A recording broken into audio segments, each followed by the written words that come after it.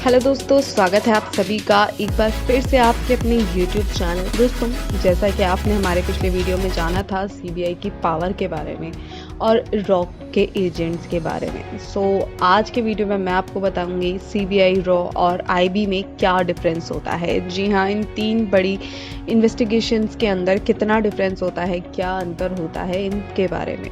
दोस्तों, इस वीडियो को शुरू करने से पहले मैं आपसे एक बात कहना चाहती हूँ कि अगर अभी तक आपने हमारे चैनल को सब्सक्राइब नहीं किया है तो इसे सब्सक्राइब कीजिए, साथ ही नोटिफिकेशन बेल को दबाए बिना तो कहीं ना जाएं। साथ ही मैं आपसे एक बात और कहना चाहती हूँ कि अगर वीडियो से रिलेटेड आपका कोई भी सवाल है, आपकी कोई भी क्वेरी है, तो प्लीज़ कमेंट करके मुझसे ज़रूर पूछ लीजिएगा। तो वीडियो को शुरू करते हैं और सबसे पहले बात करते हैं दोस्तों कि केंद्रीय अन्वेषण ब्यूरो यानी सीबीआई इन दिनों सुर्खियों में है। आपको भी पता है कि क्यों है, कि ये सीबीआई इतनी ज़्यादा लाइमलाइट में क्यों आ रही है।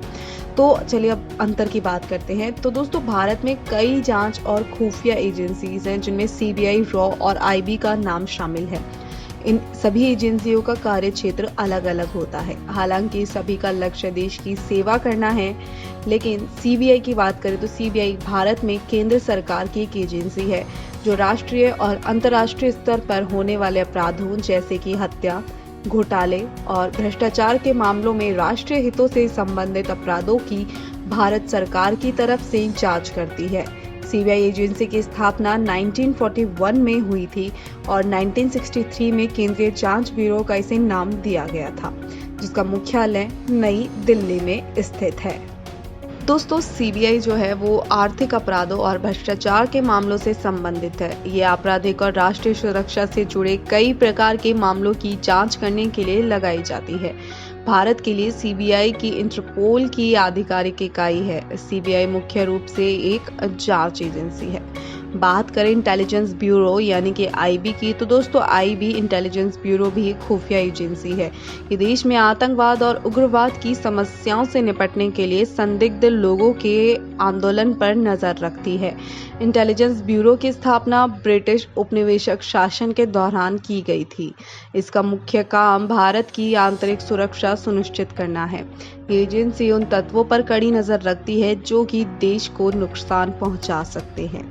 मुख्य रूप से काउंटर इंटेलिजेंस और काउंटर आतंकवाद, वीआईपी सुरक्षा और देश विरोधी गतिविधियों पर नियंत्रण, सीमावर्ती क्षेत्रों में खुफिया जानकारी जुटाने और आधारभूत संरचना के रखरखाव के काम करती है। इंटेलिजेंस ब्यूरो तकनीकी रूप से गृह मंत्रालय को रिपोर्ट करता है। अब बात आती है रॉ की। जी हाँ, रॉ साल 1968 तक खुफिया ब्यूरो आईबी भारत के आंतरिक और बाहरी खुफिया ऑपरेशनों के लिए जिम्मेदार था। लेकिन जब 1962 और 1965 के युद्ध में भारत की खुफिया एजेंसी नाकाम हो गई, तो उसके बाद सरकार ने बाहरी खुफिया ऑपरेशनों के लिए 1968 में अलग से रॉ नाम की खुफिया एजेंसी बनाई थी। रॉ भारत के पड़ोसी देशों की गतिविधियों पर नजर रखती है, लेकिन इसका मुख्य फोकस पाकिस्तान और चीन की गतिविधियों पर रहता है। रॉ भारत के नीति निर्माताओं और सेना को खुफिया जानकारी प्रदान करता है। रॉ ने बांग्लादेश के गठन में महत्वपूर्ण भूमिका निभाई है। सीधे शब्दों में कहें तो इंटेलिजेंस ब्यूरो भारत की आंतरिक खुफिया एजेंसी है। ये अपने ऑपरेशन देश के भीतर संचालित करती है, जबकि रॉ भारत का अनुसंधान और विश्लेषण विंग है और भारत की बाहरी खुफिया एजेंसी है। दोस्तों, सीबीआई में आप एसएससी सीजीएल के जरिए अधिकारी बन सकते हैं और कुछ पदों पर सीबीआई सीधी भी लोगों की भर्ती करती है। आईबी के लिए सीधी भर्ती की जाती है और अन्य विभागों से भी आईबी में उम्मीदवारों का चयन होता है। रॉ में चयनित होने के लिए उम्मीदवार को पहले सिविल सर्विस में कार्यरत होना आवश्यक है। उसके बाद ही रॉ में इनकी एंट्री होती है। दोस्तों, सीबीआई की जो सैलरी होती है वो 9300 रुपये से लेकर 34,800 रुपये तक होती है, जिसमें उनको विभिन्न प्रकार के अलाउंसेस भी दिए जाते हैं। वहीं दूसरी तरफ लॉ ऑफिसर की सैलरी लगभग आईपीएस के अंतर्गत ही मानी जाती है, उनके आसपास की ही मानी जाती है। अप्रॉक्स देखा जाए तो इनकी सैलरी 56,100 रुपये तक हो सकती है स्टार्टिंग। नेक्स्ट अगर मैं आपको बताऊं आईबी की सैलरी की, तो दोस्तों आईबी की सैलरी में आपका बेसिक पे 13,500 से शुरू होता है, जो कि करीब करीब 50,000 प्लस तक हो सकता है। सो दोस्तों, आज के वीडियो में फ़िलहाल इतना ही। मैंने आपको बताया आईबी और साथ ही सीबीआई और रॉ के बारे में कि इनकी पावर क्या होती है, क्या ये काम करते हैं और इन तीनों के बीच में क्या बेसिक अंतर होता है।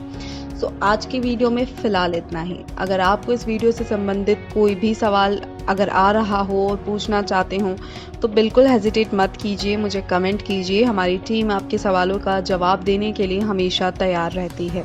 सो अगर आपका इस वीडियो से रिलेटेड या हमारे चैनल से रिलेटेड कोई भी सुझाव है तो वो भी आप मुझे कमेंट ज़रूर कीजिए। अगर वीडियो अच्छा लगा हो, मेरी कोशिश आपको अच्छी लगी हो, then don't forget to like it और साथ ही चैनल पर नए हैं तो सब्सक्राइब इट।